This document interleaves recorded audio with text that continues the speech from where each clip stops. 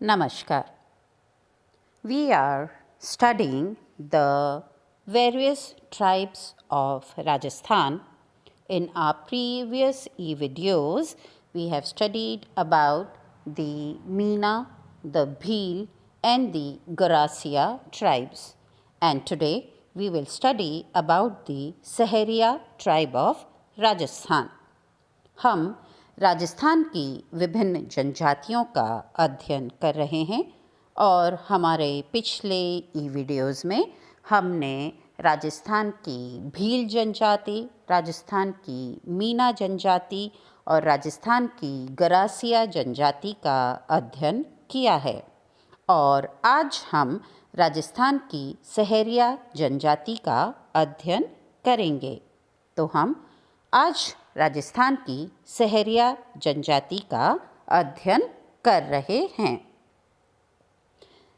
राजस्थान की सहरिया जनजाति की अधिकतर पॉपुलेशन बारां जिले में निवास करती है और बारां जिले में भी दो प्रमुख पंचायतें हैं, शाहाबाद पंचायत एवं किशनगंज पंचायत, जहाँ पर कि इनके अधिकतर जनसंख्या निवास करती है या सहरिया लोग हमें प्रमुखतः बारां जिले की शाहाबाद और किशनगंज पंचायत में निवास करते हुए मिलते हैं। इनके जो आवास क्षेत्र या जो इनके घर होते हैं वो बांस की खपच्चियों तथा बांस और घास की छत के बने हुए होते हैं। इनका जो बेसिक रहन सहन है वह भील और मीना और गुर्जर जाति के अनुसार ही होता है। तो इनके जो घर हैं उनका जो समूह होता है वह शहरोल कहलाता है और जो घर हैं वे भी समूह में पाए जाते हैं। मतलब घरों का समूह शहरोल है और शहरोल का जो समूह है वो एक गांव बनता है और इनके जो सहरिया जनजाति के गांव हैं उनको सहराना कहा जाता है। भोजन ये लोग हिंदुओं के समान ही अब गेहूं खाना पसंद करने लगे हैं। तो वर्तमान में जो इनका प्रमुख खाद्यान्न है वह अब जो यंगर जनरेशन है उसका गेहूं हो गया है। इसके पहले ये ज्वार, मक्का, जौ और बाजरा खाते थे, जिसमें कि ज्वार और बाजरा इनका प्रमुख खाद्यान्न था। इसके अलावा ये जंगलों से कंदमूल और सब्जियां भी एकत्रित करके खाते हैं और इनके जो स्पेशल फूड है उसके अंदर महुआ के फल आते हैं। ये जो पुआर और सतीवरी की सब्जियां बनाते हैं और साथ में महुआ के फलों का सेवन भी करते हैं। इनके वस्त्र भी हिंदुओं के समान ही हो गए हैं और इनका जो पहनावा है वो बहुत कुछ गरासिया जनजाति के समान ही है। ये लोग जो इनके पुरुष होते हैं वो धोती, अंगरखा और कमीज पहनते हैं। इनकी स्त्रियां घाघरा, लुगड़ी और लंबी बाह के कुर्ते पहनते हैं। चांदी के आभूषण इनके प्रमुख आभूषण हैं, जिसमें गले में हंसली, इनके पैरों में कड़े और कमर में विभिन्न प्रकार की चांदी की करघनी होती हैं। इसके साथ ही ये हाथी दांत की चूड़ियाँ भी पहनते हैं। गरासिया स्त्रियों और पुरुषों की जो एक स्पेशलिटी है वो ये है कि ये शरीर पर नाम और देवी देवताओं के अपने नाम भी गुदवाते हैं और देवी देवताओं के नाम और मूर्तियां भी गुदवाते हैं। तो ये सहरिया जनजाति की एक स्पेशलिटी है कि इनके हाथों पे जो खुद के नाम हैं या जिन्हें ये पसंद करते हैं उनके नाम हैं या जिन देवी देवताओं को ये पूजते हैं उनके नाम ये अपने हाथों पर गुदवाते हैं। इनका जो समाज है वह पितृसत्तात्मक समाज है। परिवार समाज की सबसे छोटी इकाई होती है और जैसा कि हमने देखा कि इनके निवास समूह में पास पास होते हैं, तो ये लोग समूह में निवास करना पसंद करते हैं। इनके यहाँ भी जाति का एक प्रमुख होता है। पितृसत्तात्मक समाज है, इसलिए जो समूह का या जाति का प्रमुख होता है वो भी पुरुष ही होता है और इस प्रमुख को कोतवाल कहा जाता है। गांव के सभी सामाजिक और आपराधिक मामलों का निपटारा इस कोतवाल के द्वारा होता है और यह जो कोतवाल होता है इसकी आज्ञा का सभी को पालन करना होता है। इनके जो विवाह होते हैं वो भी हिंदू रीति रिवाजों के अनुसार ही होते हैं। इनके अंदर भी स्वगोत्र में विवाह निषिद्ध होता है। सगाई समारोह किया जाता है जिसके अंतर्गत लड़की की गोद भराई की जाती है और उस गोद भराई में मिठाइयाँ प्रमुखतः रखी जाती हैं। इनके यहाँ जो विवाह का कार्य होता है वो ब्राह्मण नहीं करवाता है। वह जो विवाह की और अन्य जो पुजारी की रस्में होती हैं वह उस गांव के पंच द्वारा निभाई जाती हैं। धर्म एवं त्योहार। जो सहरिया जनजाति के लोग हैं वे ऋषि वाल्मीकि को अपना कुल देवता मानते हैं और अन्य हिंदू देवी देवताओं को वो लोग पूजते हैं। इनके जो त्यौहार हैं वो भी हिंदू तीज त्यौहार ही हैं, जैसे कि होली, दीपावली, आखा तीज, नवरात्रा और इसी हिंदुओं की तरह ही ये श्रावण और श्राद्ध पर्व को भी मानते हैं। अपने त्योहारों को ये पूर्ण उल्लास एवं सद्भावना से मनाते हैं और ढोलक तथा मजीरे बजा करके नाच गान करते हैं।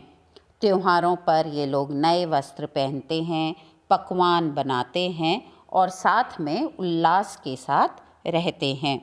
इनका जो प्रमुख मेला है वो है सीताबाड़ी, बारा के अंतर्गत स्थित है सीताबाड़ी। वहाँ पर लगने वाला जो मेला है वो इनका प्रमुख मेला है। तो इनका जो धर्म है, जो त्यौहार हैं, जो रीति रिवाज हैं वो प्रमुखतः हिंदू धर्म के या हिंदू रीति रिवाजों के अनुसार ही देखने को मिलते हैं। सहरिया लोगों की जो अर्थव्यवस्था है वह कृषि पर और पशुपालन पर टिकी हुई है। बारा जिले में बेसिकली ऊबड़ खाबड़ पहाड़ी क्षेत्र है और इस ऊबड़ खाबड़ पहाड़ी क्षेत्र पर ये लोग सीढ़ी नुमा खेत बना करके कृषि कार्य करते हैं। इनकी अबाउट 45% जनसंख्या प्रत्यक्ष रूप से कृषि कार्य में लगी हुई है और जो कृषि है वह भी परंपरागत तरीकों से ही की जाती है। इनकी जो 45% जनसंख्या कृषि में लगी हुई है और 35% जो जनसंख्या है वह मजदूरी या अन्य कार्यों में कृषि मजदूरी में लगी हुई है, मतलब ये लोग काश्तकार हैं। इसके अलावा ये पशुपालन भी इनका प्रमुख कार्य है। कृषि के साथ साथ ही अपने घरों में ये पशुओं को पालते हैं और इन पशुओं से ये दूध और चमड़ा प्राप्त करते हैं। दूध और दूध उत्पादों का व्यवसाय किया जाता है और आसपास के शहरों में दूध बेचा जाता है। चमड़े से ये जूतियाँ और अन्य तरह की चीज़ें बनाते हैं जिनको भी ये अपने स्थानीय बाज़ारों में बेचते हैं। इसके अलावा वनों से वस्तु एकत्रीकरण किया जाता है और लकड़ियाँ काट करके और अपने घरों में ये उसका ईंधन के रूप में प्रयोग भी करते हैं और स्थानीय बाज़ार में जो वनों से ये वस्तुएं एकत्रित करते हैं जिसमें लाख, शहद, गोंद और अन्य प्रकार के कंदमूल होते हैं, उनको ये एकत्र करते हैं और इन्हें स्थानीय बाज़ारों में बेचते हैं। अब कुछ शहरिया परिवार आसपास की खानों में मजदूरी भी करने लगे हैं। तो इनकी जो अर्थव्यवस्था है वह अभी तक भी कृषि, पशुपालन, वनों से वस्तु एकत्रीकरण में लगी हुई है। उसके अलावा जो पशु हैं उनका चमड़ा और दूध का व्यवसाय करते हैं और अब मजदूरी करने लगे हैं।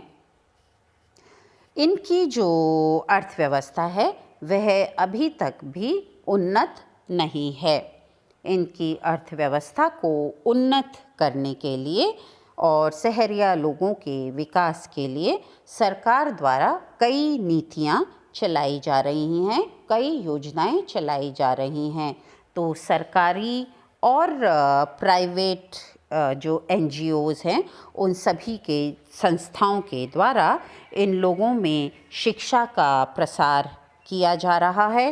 इनके स्वास्थ्य का प्रसार विकास करने के लिए स्वास्थ्य सेवाएं इन तक पहुंचाई जा रही हैं। कृषि के विकास के लिए वैज्ञानिक कृषि की इनको जानकारी दी जा रही है और इस तरीके से इनके समाज के चहुमुखी विकास के लिए सरकार द्वारा कई योजनाएं और नीतियां लागू की गई हैं। और ये कोशिश की जा रही है कि शिक्षा के प्रसार, विभिन्न प्रकार की सामाजिक सेवाओं के इनके एरिया में प्रसार के द्वारा इनके जीवन स्तर को ऊपर उठाया जा सके, इनके जीवन स्तर में सुधार किया जा सके, इनका सामाजिक और सांस्कृतिक विकास किया जा सके और इस जीवन स्तर में सुधार, सामाजिक और सांस्कृतिक विकास के साथ साथ इनकी अर्थव्यवस्था को भी उन्नत किया जा सके और इनका आर्थिक विकास किया जा सके। इन सभी की कोशिशों में हमारे सरकारी नीतियाँ और योजनाएं प्रमुखता से कार्य कर रही हैं। तो अभी हमने राजस्थान की सहरिया जनजाति का अध्ययन किया। Today we studied about some specific characteristics about the Sahariya tribe of Rajasthan. This tribe is mainly found in the Bara district of Rajasthan into the Shahabad and Kishanganj Panchayat areas. They are basically people who work and live according to the Hindu rituals and traditions. Their economy is still based on agriculture and animal rearing.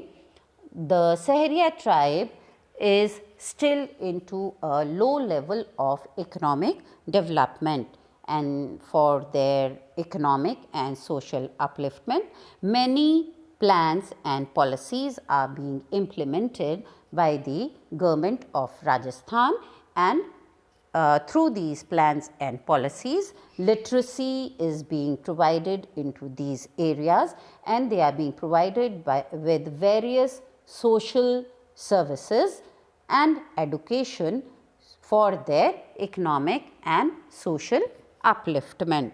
So today we studied about the Sahariya tribe of Rajasthan. Thank you.